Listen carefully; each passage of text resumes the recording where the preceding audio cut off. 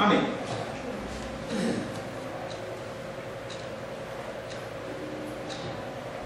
Glórias a Deus. Mais uma vez, a paz seja convosco. Amém. Nós estamos iniciando o segundo estudo nosso, em que nós estamos falando do ser de Deus e os seus atributos, especificamente os nomes de Deus, especificamente os nomes de Deus no Novo Testamento, porque nós já olhamos os do Antigo Testamento. Na semana passada nós tratamos sobre o título Kyrios, que quer dizer Senhor. Falamos sobre esse título atribuído ao Pai, atribuído ao Filho, e nós estaremos começando hoje falando do título atribuído, ou não? Não, nós falamos no título atribuído ao Espírito Santo semana passada. Nós falamos que o Espírito Santo é uma das pessoas da Trindade, que também na palavra recebem o título de Senhor. Ele, como Jesus, ele não é Senhor porque tem outras funções, mas é menor do que Deus, mas em essência ele é igual a Deus. Tem funções diferentes. E ele recebe, nós lemos 2 Coríntios 3, 17 e 18, falando sobre o Espírito Santo como Senhor. Falamos que a imagem que estamos sendo conformados é a do Senhor, o Filho. Nós estamos sendo transformados desde o nosso nascimento, novo nascimento, até a nossa morte, a vinda do Senhor Jesus Cristo na segunda vinda, a nós nos tornarmos a imagem do Filho. Não a imagem de Deus, não a imagem do Espírito Santo, mas a imagem do Filho. E quem faz essa transformação em nós, maravilhosa, chama-se Espírito Santo. Não é Deus Pai, não é Deus Filho, mas é Deus Espírito Santo que nos convence do pecado, da justiça e do juízo. Você ouve a instrução do Senhor, olha como se estivesse olhando no espelho, você vê que as feições que estão naquele espelho não são iguais àquelas que deveriam estar, e você começa um processo de transformação através da ação do Espírito Santo.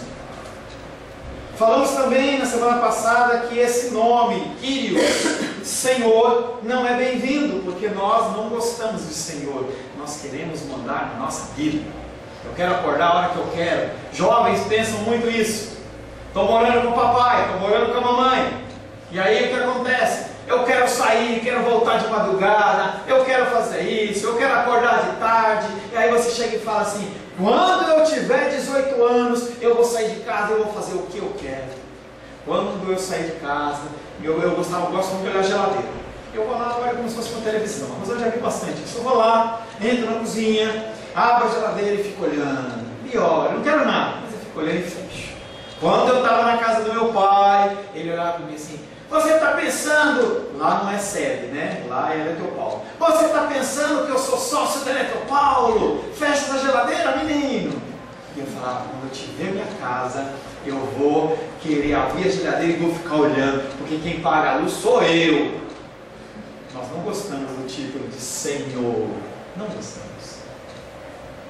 Parece que o senhorio de Deus, ele pode ser comparado à figura tirânica de um presidente da Venezuela, ou um cara lá da Cuba, lá, que é o cara lá, o Castro, como o Saddam Hussein. Então a gente quer comparar. Coreia do Norte, lá o Shang Chung Sang, entendeu? E aí a gente quer comparar. Ok, você sabe falar? Então fala. Vai. Entendeu? Sabe nada. Deixa eu falar meu Shang Chung, tá? A gente quer comparar o senhorio de Deus com o senhorio dos tiranos, que é o problema que as mulheres têm quando se fala em submissão, porque olha como um sacerdote como um que vai mandar e vai espizinhar, e você tem que ser submissa e não sei o que. Conceitos errados. Eu queria muito ser submissa ao homem, pastor. Arranja um legal, não arranja mala. Não arranja mala. Mala não presta. Esse título Kyrios, ele é um título relacionado com a redenção de pecadores. Kyrios está intimamente ligado à ideia da redenção, como nós já vimos com o título de Adon, de Adonai, e Yahvé no Antigo Testamento, que tem essa função redentiva. Também na semana passada, nós falamos sobre esse título relacionado com a vitória sobre o mal. Será que eu falei isso? Não lembro. Hã? Não, é porque eu comecei a tratar, e aí eu pulei. Eu estou achando que eu pulei foi o primeiro. Mas vamos lá. Título relacionado com a vitória sobre o mal. Entenda que o Senhor, Ele é sobre todas as coisas. Ponto. E o câncer? Ponto. E a AIDS? Pronto. Ponto. E a falta de dinheiro? Ponto. E a falta de água? Ponto. Ele é Senhor sobre todas as coisas. Falta de marido. Qualquer coisa, Ele é Senhor sobre todas as coisas. Aí a gente tem que analisar uma série de situações, entendeu? Que não cabe ao nosso caso, e nem vou tratar no aconselhamento com você, porque a gente tem coisas mais importantes para ver do que isso. Mas para mim o marido é mais importante. Vá se ajoelhar perante o Senhor e falar: Senhor, muda o coração do pastor Paulo para que ele direcione a ser diferente a coisa, tá? Então até lá eu vou continuar tratando da pecaminosidade do seu coração. Se Deus não fosse Senhor, não teria poder sobre o mal, e esse permaneceria para sempre no universo dos homens. Não há coisa pior do que essa possibilidade. Imagina a possibilidade de você ter a sua vida com as suas dificuldades por toda a eternidade, as suas dores por toda a eternidade, as suas dificuldades financeiras por toda a eternidade. E aí Deus fala assim: olha, é assim, pronto, e aí esquece.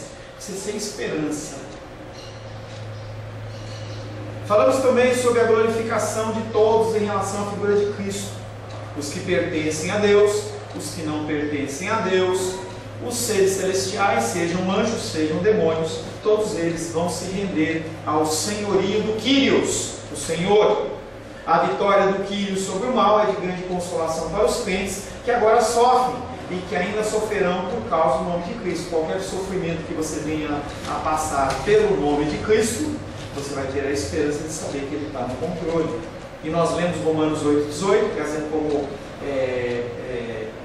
paz no nosso coração, porque para mim tenho por certo que os sofrimentos do tempo presente não podem ser comparados com a glória a ser revelada em nós. Se por algum acaso o Senhor Ele te conceder um marido, que você seja muito feliz, mas se Ele não te conceder eternamente, quando você falecer, você vai reconhecer Ele como noivo e você não vai ficar ansiosa, angustiada, precisando, desejosa, nada. Nós vamos ser satisfeitos em Cristo, independente da nossa necessidade. Título relacionado com a nossa condição de servos. Esse título Kyrios, Senhor, ele faz referência à minha vida e à sua vida como servos. O que é servo, pastor Paulo? É um homem, entendeu? Ou mulher, vestido com uma calcinha preta, uma camisa branca e uma borboletinha aqui assim, e que está lhe servindo. Não. A figura do servo é melhor para você uma pessoa com a roupa toda em frangalhos, com uma bola de ferro no pé, em que você se torna escravo, você faz o que Ele quer. Lógico que Ele, como Senhor, Ele não nos deixa fazer, mas a figura do escravo é essa. E aí quando se faz a tradução do escravo para servo, a pessoa dá uma amenizada e acha que está tudo tranquilo, e não está. Nós não... Então, a sua ilustração, eu entendi que esse servo é um presidiário, não um escravo. O escravo não necessariamente está com a fé. Não, eu tentei sair. O que eu tentei fazer é deslocar o eixo de um servo dentro de uma condição de que faz o que quer, acaba o serviço, vai para casa, para uma pessoa que não tem vontade. Então, o servo, o escravo na Bíblia, ele não tem vontade. Teoricamente, não. Queimou. Teoricamente, porque a gente não coloca em prática, não porque deveria ser uma verdade. Qualquer uso, por exemplo, das nossas finanças deveria ser condicionado a Deus. Porque nós oramos a Deus. Qualquer decisão nossa de namorar, casar, tem que ser condicionada a Deus. Qualquer leitura de um livro tem que ser condicionada a Deus. O que Deus quer que eu leia? O que Deus quer? Quando eu começo a aconselhamento, a primeira coisa que eu falo é: pare de ler. Exceto a Bíblia, pare de ler. Para que a gente possa estar dando uma direção correta para o teu crescimento espiritual. Para que você não saia atirando para todo lado. Estava dando aula lá em Taguatinga quinta-feira, aluno novo, cara empolgado. Pastor, que livro que é bom aqui que eu quero comprar? Eu falei: não, querido, você já orou para Deus? Perguntando qual a direção que Ele quer para você. Ele quer que você seja uma pessoa que trabalha com história da igreja, história de Israel, aconselhamento bíblico, exegese, hermenêutica. O que? Grego, hebraico? Porque a partir da direção de Deus, você vai gastar suas energias e os seus recursos para você fazer aquilo com excelência. Ponto. Tudo demanda oração, ou deveria demandar oração. Nós somos servos. Se Deus é Kyrios, isso implica obrigatoriamente que todos nós sejamos servos. Não tem como ter dois senhores. Na verdade, aquela ilustração que você não pode servir a dois senhores, não é que ele está falando que tem um outro senhor, porque ali a palavra não é Kyrios, é outra qualquer. Pode ser chefe, pode ser qualquer coisa. Mas ele não está falando, abrindo a opção de que há um outro Senhor, um outro Deus. Ele não está falando isso lá. Ele está falando que nós temos que seguir o nosso Deus como Senhor, e qualquer um fora o Senhor é servo. Inclusive Satanás e os demônios são servos de Deus. E agem segundo o seu comando e segundo a sua vontade. Por mais que você não entenda, por mais que eu não entenda. Não existe a noção de Senhor sem a consequente noção de servos. No texto de Lucas 10, Jesus Cristo é chamado de Senhor, e os seus discípulos, obviamente, são servos que proclamam as boas novas do reino. Os servos realizam os seus deveres de acordo com a ordenança do seu Senhor, e eu volto novamente à posição do escravo, em que o escravo ele só faz o que o Senhor manda fazer. Ele não faz o que ele quer fazer. Interessante que nós entendemos claramente isso quando nós trabalhamos numa empresa. Então, eu estou trabalhando numa empresa em auxiliar de escritório. Eu não posso fazer o que eu quero. Eu tenho que falar o que o meu chefe está comandando. Uma pessoa que está dentro das Forças Armadas, ela não decide fazer algo. Quando a gente vê aquela peça da armadura espiritual, que é o capacete da salvação, e ela faz referência ao soldado romano, que era a força bélica daquela época, aquele capacete ele tinha uma proteção aqui na nuca, porque se entendia que se a espada pegasse no braço, o cara lutava com a outra. Se pegasse uma perna, o cara manco lá, ele conseguia se defender. Mas se cortasse o pescoço, já era, acabou o soldado. Então tinha uma proteção aqui, você pode olhar no Google, você vai encontrar. E aí ele descia duas abas de ferro assim, ó, que tampava o ouvido. Por quê? Ele recebia a ordem sem o capacete. Quando ele colocava a ordem, ele fazia, eu tenho que tomar tal monte. Independente do que alguém falasse, ah, não, vamos pela esquerda, vamos para a direita, tá, vamos fazer isso, não, vamos parar um pouquinho. O cara não ouve, ele tinha um comando e ele seguia em frente. Nós como cristãos, nós como profissionais, nós temos que agir desta maneira. Porque se você agir de uma maneira diferente, segundo a tua vontade, e tiver um prejuízo, a culpa é sua. A culpa é sua na administração dos seus recursos. A culpa é sua na administração emocional da sua família, da sua vida. Falávamos antes do negócio do culto a respeito das crianças que hoje elas pegam um celular e já sabem, e já fazem e tudo mais. Mas e o relacionamento? Não tem relacionamento com outras crianças. Não sabem olhar para o avô, não sabem olhar para o pai e não sabem falar assim, posso? Boa tarde, boa noite, dá licença. Por favor, muito obrigado, não tem de quê. Não está nesse contexto, porque nos joguinhos eletrônicos, na internet, você não vê isso. As pessoas cada vez mais elas se afastam dos usos e bons costumes para serem escravos de uma tecnologia em que você quer tratar com um kkk, eu não estou vendo se o cara está rindo, se não está, e tudo mais. E as crianças, essa geração, ela está sendo criada dessa forma. Crianças que não têm respeito pelos mais velhos, não se levantam quando vem um idoso ou vem uma mulher grávida sentado no lugar, mesmo que não tiver, está com fone de ouvido e o mundo dele está fechado. Nós, como servos, nós temos que realizar os deveres de um servo de acordo com a ordenança do nosso Senhor. Portanto, esse nome de Deus, ele gera responsabilidade. Direito civil, direito penal, direito administrativo. Se você não cumprir algo, porque você não conhece, você vai ser penalizado da mesma maneira. Esquece o imposto de renda, mano. Esqueci. Eu achava que dá algum tempo.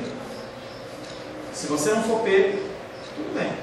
Mas se você for pego, você recebe uma cartinha lá da Receita Federal. Olha, constatamos aqui que você não fez a sua declaração, você está sendo chamado aqui e tal. Ou então faz a declaração e você vai pagar uma taxa de 150, 200 reais. Não quero, tem que pagar. Senão os caras entram com dívida ativa no teu imóvel, no seu negócio, e não tem conversa. Isso é no direito e também é na palavra de Deus. Você não vai poder chegar perante Deus e falar assim: Deus, eu não sabia.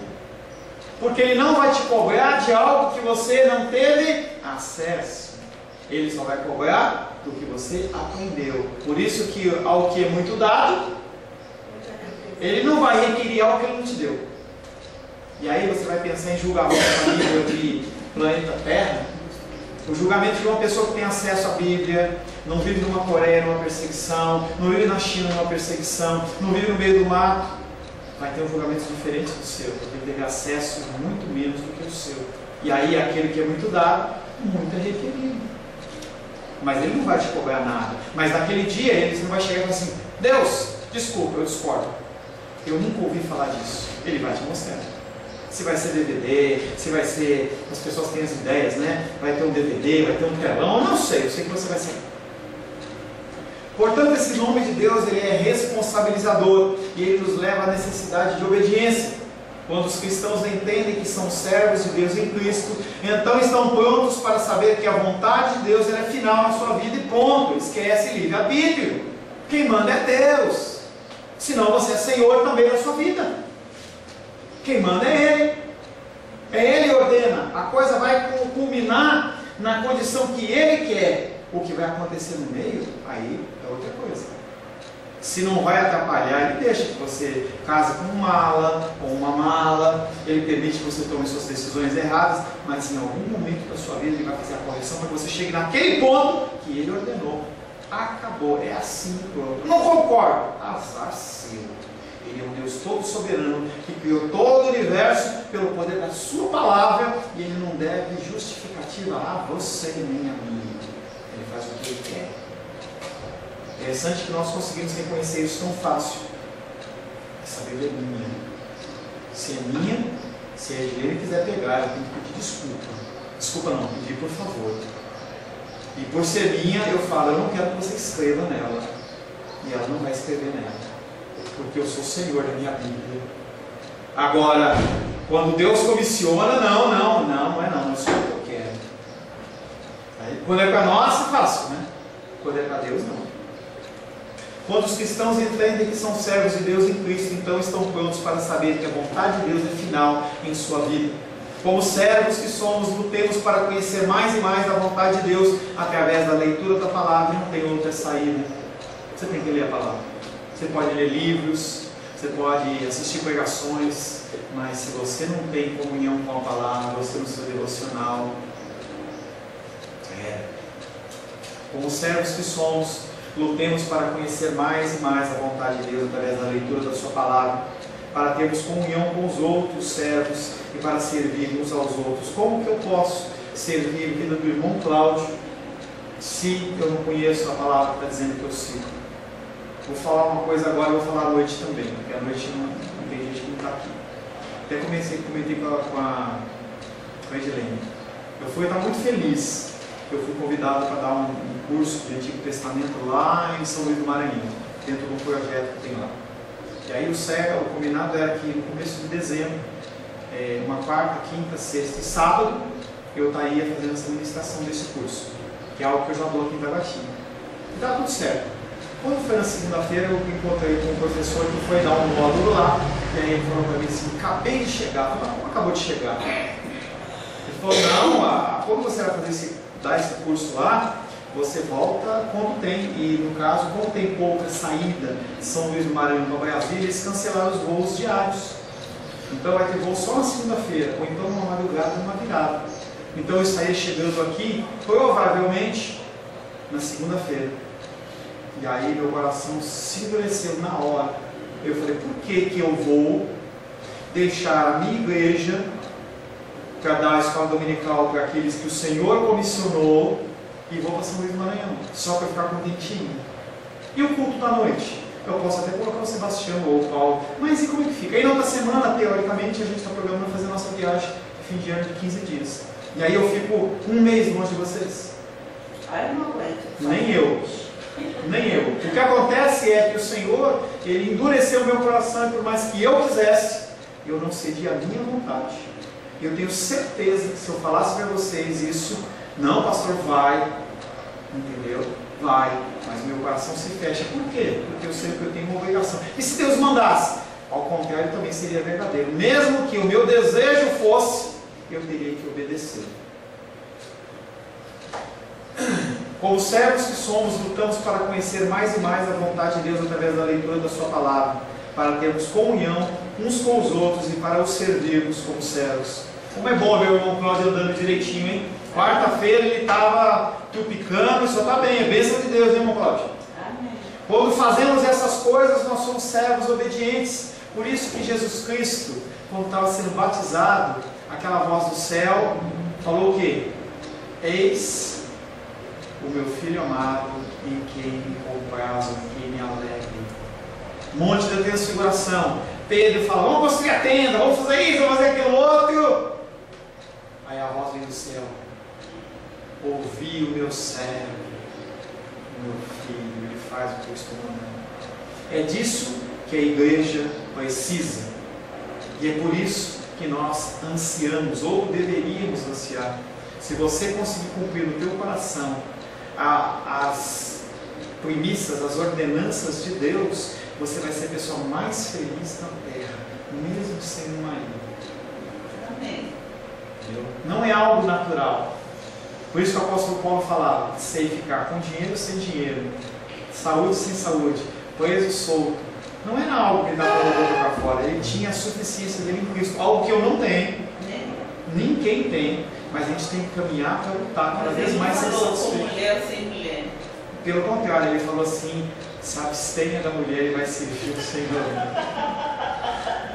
É melhor que você fique solteiro, entendeu? Solteiro, tá? O terceiro nome, mas eu oro por vocês, eu espero que, gente, é bom, entendeu? É bom, você também não está casado, né, Lizinho? Então tem mais um para orar, entendeu? Mas eu quero que seja uma pessoa de Deus, uma pessoa que seja amoroso, carinhoso, provedor de Deus, que ajude vocês a crescer em estatura e graça, no relacionamento com Deus, que gere oração por vocês, não mala. Mala, chovala. Se for de Deus, tem todos esses quesitos. Lourdinha, você que já passou por alguns sabores nesta área, você recomenda um mala? Pronto, aí. Aí, viu? Mala, show. Pastor, deixa eu voltar aqui. Só um minutinho. E a prioridade aqui? Tem que ser os mais velhos primeiro. Os mais velhos. Vamos lá, vamos voltar à sobriedade. Terceiro nome. O segundo foi Quírios. O primeiro nem lembro. Deixa eu ver qual foi o primeiro. Dentro do Novo Testamento. Teós. Primeiro foi Teós. Depois foi Quírios. E agora, Pater. O que quer dizer? Papai. Pai. O papai é da Ana Paula Valadão. É pai. Tá? Pai. A palavra grega, Mas papai não pater. é mais carinhoso quando ele diz papai do céu, não é mais carinhoso? Se você tiver a reverência de saber que esse Deus que é amoroso entregou o seu próprio filho para morrer pela tua salvação, mas que também esse Deus, Ele é o Criador do universo, você tem que segui-lo e ouvi-lo com temor e tremor como servo, ter reverência ao nome dele, tudo bem. Agora, se você chama de papai, como por muito tempo eu acreditei, eu segui essa linha em que você entra na sala do trono e pula no colo dele e desfaz o cabelo dele e tal, cuidado, entendeu? Cuidado para não se misturar, liberdade. Não, eu quero ter mais intimidade, porque Chama eu ele. sempre achei muito distante. Continue procurando o teu pai, que o papai naturalmente vai acalentar o seu coração. A minha preocupação é você fazer a coisa ficar tão... Não você. As pessoas fazem a coisa ficar tão banal que parece que esse papai é uma banana. E não é banana. Ele é Deus. Tá? A palavra grega pater, que significa pai, é um título distintivo de Deus no Novo Testamento. Esse título não aparece no Antigo Testamento. As pessoas elas não tinham essa intimidade. Por isso que quando se fala de Moisés como uma pessoa que falava com Deus face a face, era ímpar naquela geração. Quando se fala de Abraão, que era reconhecido como homem manso e o amigo de Deus, ímpar, pessoas especiais. Mas quando a gente entra no Novo Testamento, o que acontece é que essa figura de pai, ela aparece através da figura de quem? Do Filho. Ele vem mostrando que esse Deus, eu já falei para vocês, apesar dele ser tudo isso que a gente já falou, e muito mais do que a nossa mente pode abranger em sentido de grandeza, de tamanho, de volume, de profundidade, de eternidade, de longanimidade, duração, temperança, tudo que nós imaginamos e muito mais, ele se relaciona conosco. Eu creio piamente que quando nós oramos pelos enfermos, as orações nossas sobem aos céus e o Senhor, Ele recebe como incenso suave para colocar alívio sobre as dores. Eu acredito nisso. Eu acredito que quando eu olho aqui, não vejo a Luidinha sentada ali no cantinho dela, e o meu coração está todo triste, e quando eu vejo que a titia também não está hoje presente por causa das dores dela, quando nós oramos pelos enfermos, o Senhor, dentro da sua graça, dentro da sua misericórdia, se não der o suficiente para trazer para o nosso meio, Ele dá o suficiente para a pessoa continuar passando e continuar suportando. Eu tenho que crer nisso. Só o Novo Testamento revela esse aspecto de Deus muito amado de todos nós, os cristãos. É verdade que Deus é chamado de Pai da nação israelita no Antigo Testamento, mas a noção da paternidade divina, ela está explícita no Novo Testamento por ensinamento direto do seu Filho Jesus Cristo. Marcos capítulo 14, verso 36. E aí eu volto para a discussão antes da gente começar. Será que eu posso tirar uma frase do contexto e dizer que é? Não, mas aqui te dá respaldo para você falar o que você estava querendo falar, Edilene. Marcos 14, 35. 35 ou 36? 36, perdão. E lhe rogavam que ao menos pudessem tocar na orla da sua veste. Não, Marcos. Mateus. Vamos lá, quem achou Marcos 14, 36? E dizia Abba, Pai, tudo te é possível, passa de mim este cálice. Contudo, não seja o que eu quero, e sim o que tu queres. Quando você pega, coloca a palavra Abba, que não é traduzida, que é grega, e coloca depois o pai, que seria o pater, Abba, pater, ele está falando do papai. Porque quem está falando é quem? Jesus. Ele tinha uma intimidade tal com Deus. É isso que eu busco. Tá? Mas antes de você chamar Deus de Pai, você tem que viver como se Ele fosse Senhor. Porque Jesus Cristo, em Marcos 14, 36, ele já tinha demonstrado, e ele está aqui no fim da sua carreira, ele demonstrou por todas as ações, palavras, que ele era servo. E reconhecia Deus como Kyrios. Mesmo ele também sendo Kyrios. Se submeter a uma patente igual. Então, uma pessoa para dizer papai, ela tem que ser uma pessoa que ela é serva. Porque ela reconhece a autoridade de Deus. E ali, pelo relacionamento que ela está desenvolvendo de servidão a Deus, ela também pode chamá-lo de papai. E não é algo simplesmente emocional. Pai, meu papai. E é legal essa música, tá? Traz emoção. Mas se você está pensando nesta música, ou no contexto de papai, como um contexto que eu tenho que receber tudo que eu mereço, aí não é. Aí Não, é errado. é. Mas é o que a gente pensa. Eu penso assim, tá? Eu sei que você não, porque você é mais santo. Mas eu penso. Eu sou mais pecador, não sou? É, muito mais. Então tá. É uma brincadeira nossa, tá, meninas? Ah, papai, tudo te é possível. Tudo te é possível. Passa de mim esse cálice, contudo que não seja o que eu quero, e sim o que tu queres. Mais uma vez ele está apresentando o quê? Servidão. Comportamento de Deus como Pai no Antigo Testamento é lembrado no Salmo 103:13, que diz: como um pai se compadece dos seus filhos, assim o Senhor se compadece dos que o temem. Temor o que quer? Servidão. Aqueles que são servos. Mas ele não é regularmente chamado de pai dos seus filhos no Antigo Testamento, embora ele se comporte como tal. E aí nós vamos finalizar nosso tempo aqui. A gente acabou gastando um pouco antes, não tem problema, tá? Mas nós iniciamos a figura de pai de Deus como pai, nosso pater. entendeu? É uma figura de que olha para nós com amor, olha por nós com cuidado, independente do que foi o seu pai, independente de como o teu pai procedeu com você. Pessoas tiveram pais muito difíceis, mas independente disso, ou nem tiveram pais, como o presbítero Sebastião ora pelos órfãos de pais e mães vivos. Independente da sua situação terrena, nós temos um Pai, segundo os padrões da palavra, que cuida de nós. Feche seus olhos. Senhor Deus, louvamos, adoramos e bendizemos o Teu nome pela Tua graça. Queremos, Pai querido, Te louvar porque reconhecemos que somente o Senhor é Senhor das nossas vidas. Pedimos perdão a Ti, porque muitas vezes não procedemos desta forma e desta maneira.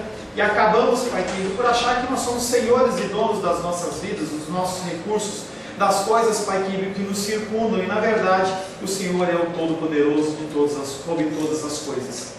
Nos ensina, Pai querido, a sermos servos. Nos ensina, Pai querido, a nós morrermos a cada dia para a nossa vontade. Nos ensina a cada dia nós vivermos para glorificar o Teu nome através da manifestação do amor ao próximo. E também, Pai querido, que nós possamos entender o conceito de Pai. Um Pai que tem que ser obedecido, tem que ser respeitado, tem que ser honrado, conforme a Sua palavra assim o diz. Em contrapartida, nós acreditamos que toda provisão, toda necessidade que é necessária, venha de Ti, Pai. É o que nós oramos em nome de Jesus. Amém. Glórias ao Senhor.